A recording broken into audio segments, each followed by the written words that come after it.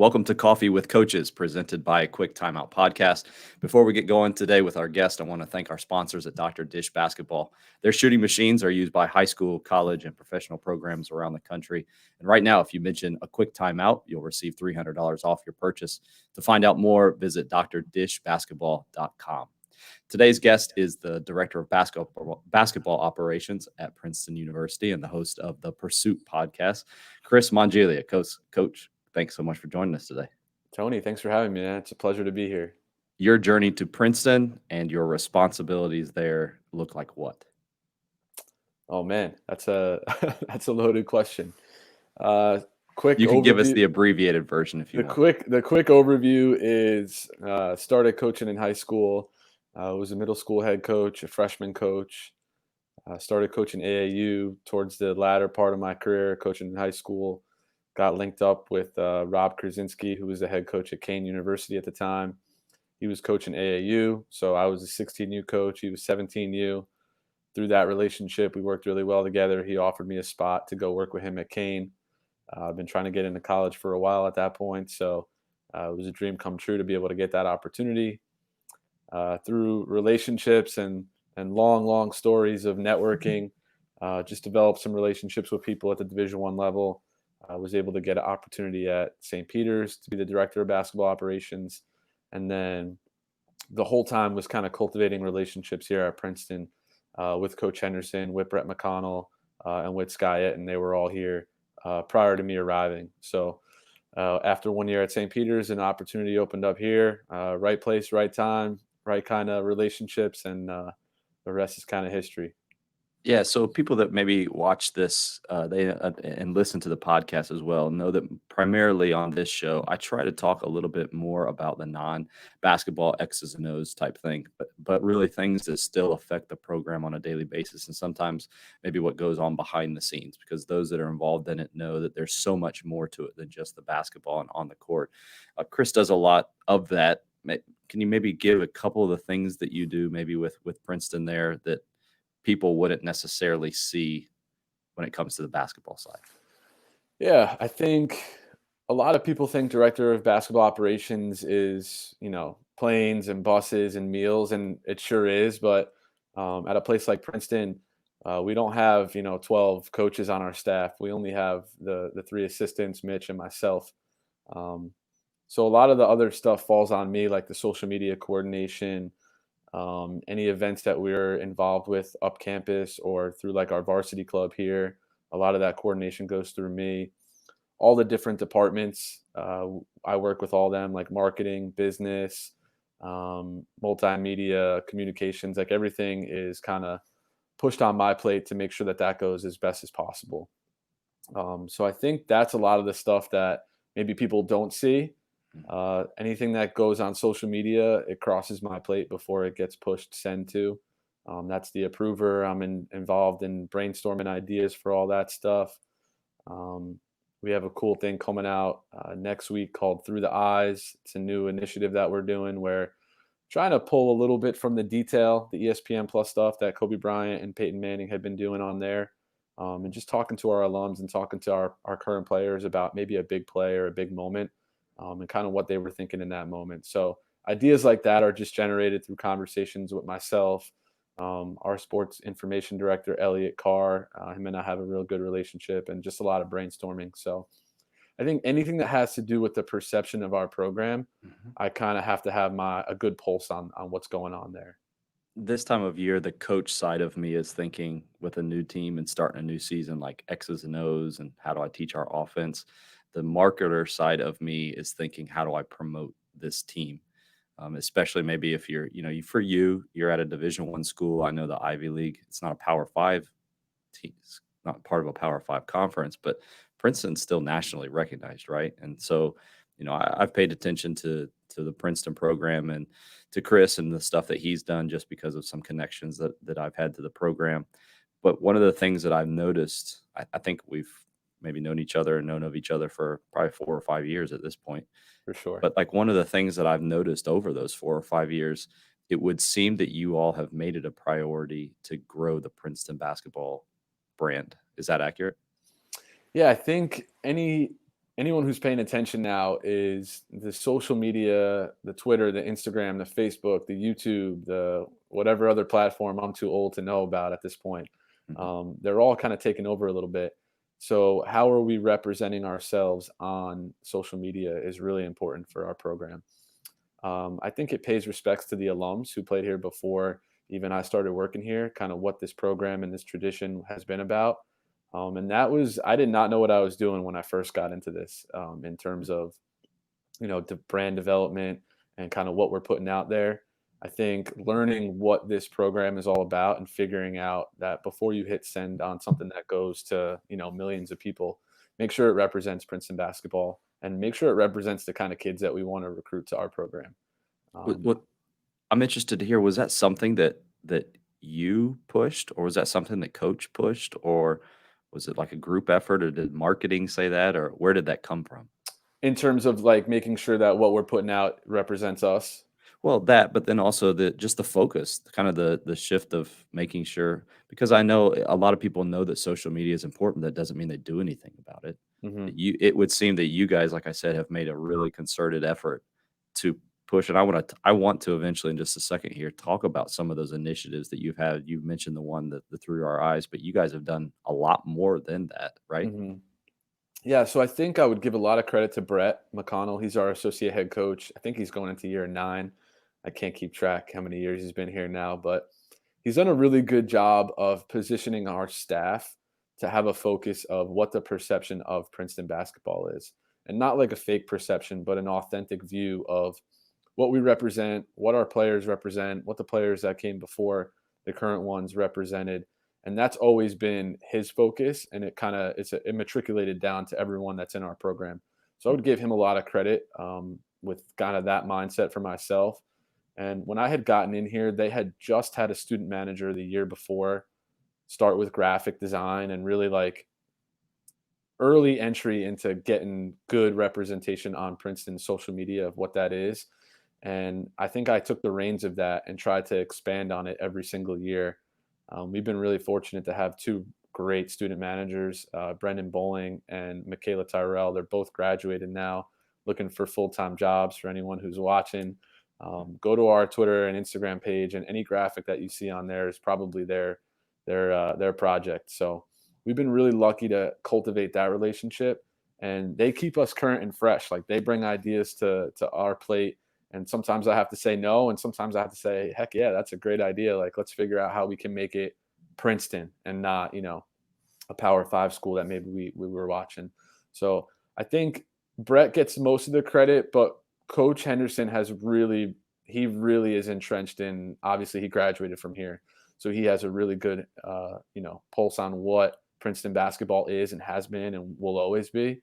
And he always has made sure with me, like make sure it's us, make sure it's representative of what we do, team basketball, unselfish, anything that shows the team being together. Like we feel like we have our guys might be the closest knit in the country. Like that's how we feel.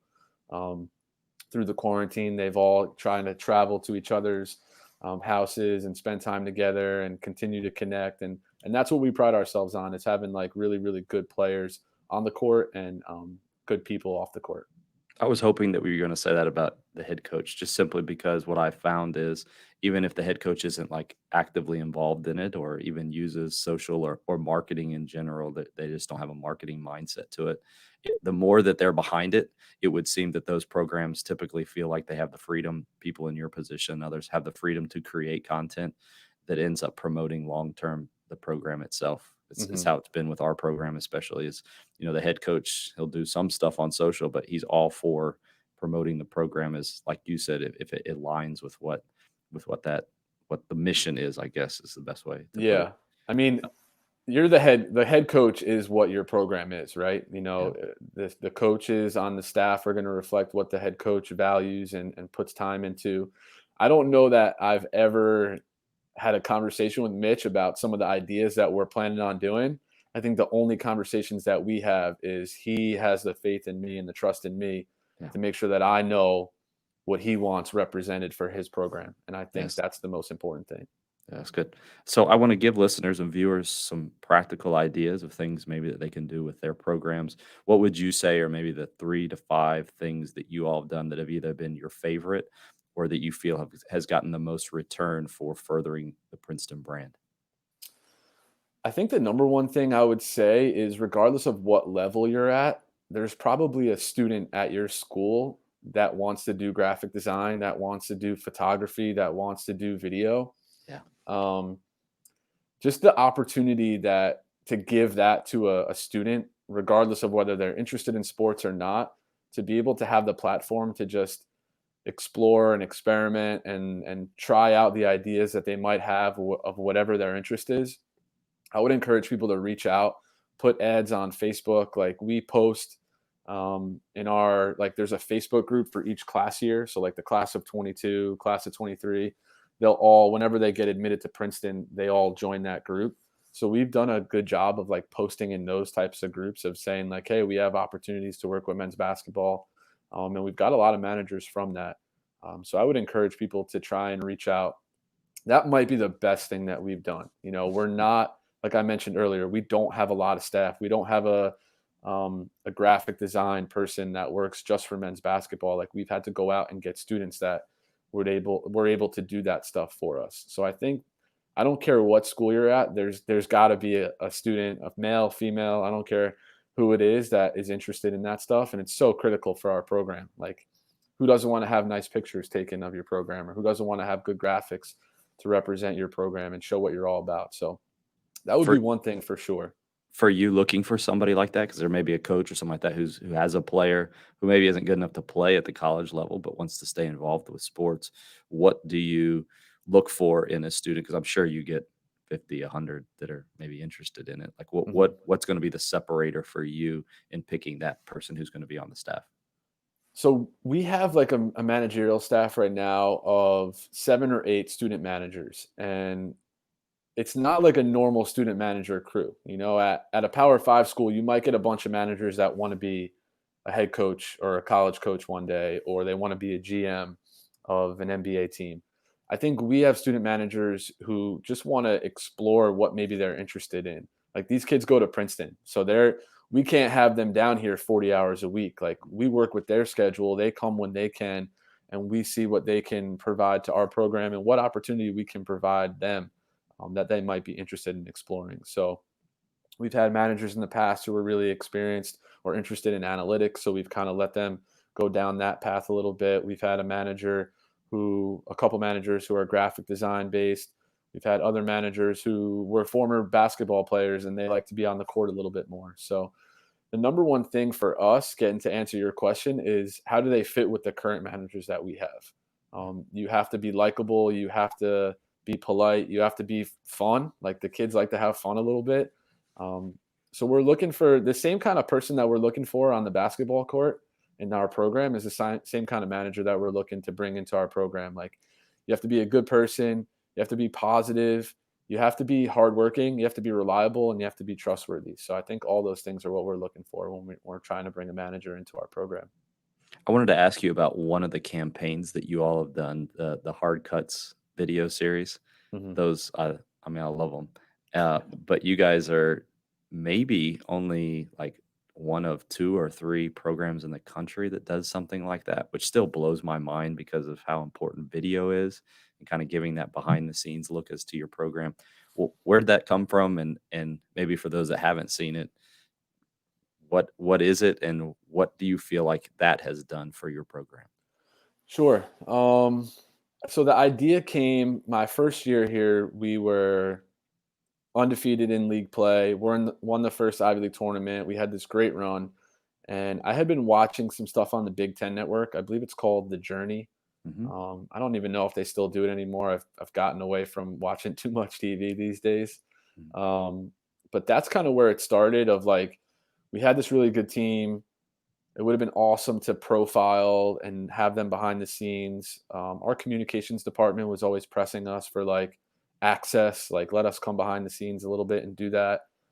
So I kind of matriculated the idea or cultivated the idea with Mitch about like, hey, what if we had like a weekly mini docu series where we talked to the players, where they would come to practice, and we didn't even know what it was in year one.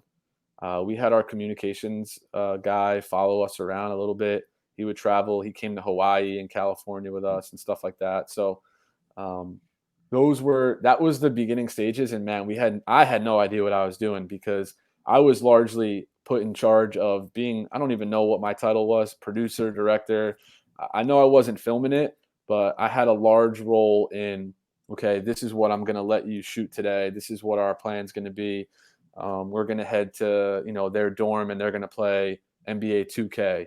Um, and all the ideas kind of came from me. The scheduling came from me, but all the creative stuff was from John Bullis, who works in our department.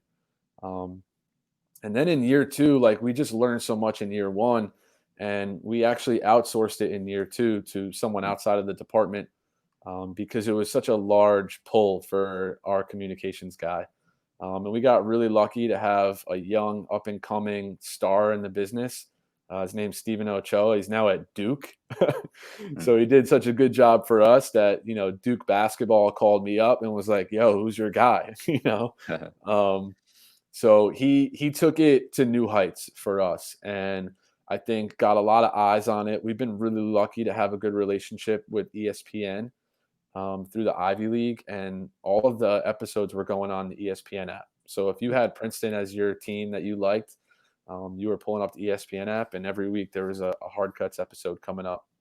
So basically, what it is, I mean, it's so hard to explain in a couple sentences, but it's just access. It's kind of like sometimes it's game highlights, sometimes it's locker room celebration, sometimes it's walking with our guys on campus, sometimes it's man, we had one player who did an improv skit and we took the camera there and kind of videoed that. So it's been great for recruiting. I think we've had a bunch of our recruits that have committed since this has started that have said like they watched every episode with their parents.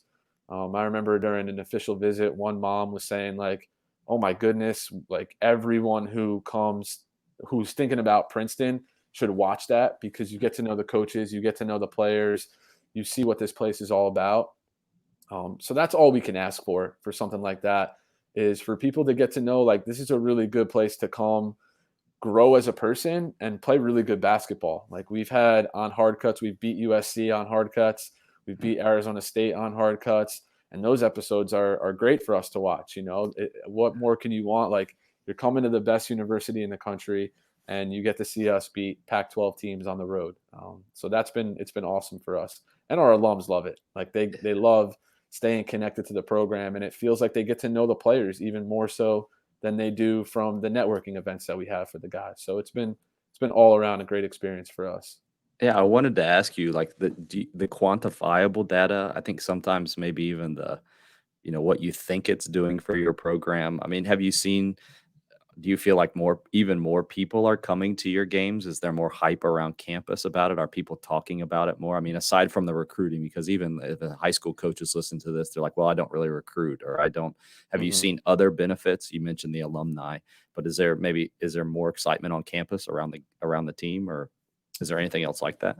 I think what we've done, and I hope this comes off the right way, is that all the other teams here have seen what we've done and they're like, that's really awesome. Like, we want that. So I feel Mm. like we've kind of set the bar a little bit at Princeton and it's pushing other people to like, we want that. We need that. This is awesome. It's been so good for basketball. How can we get that? How can we make our athletic department better?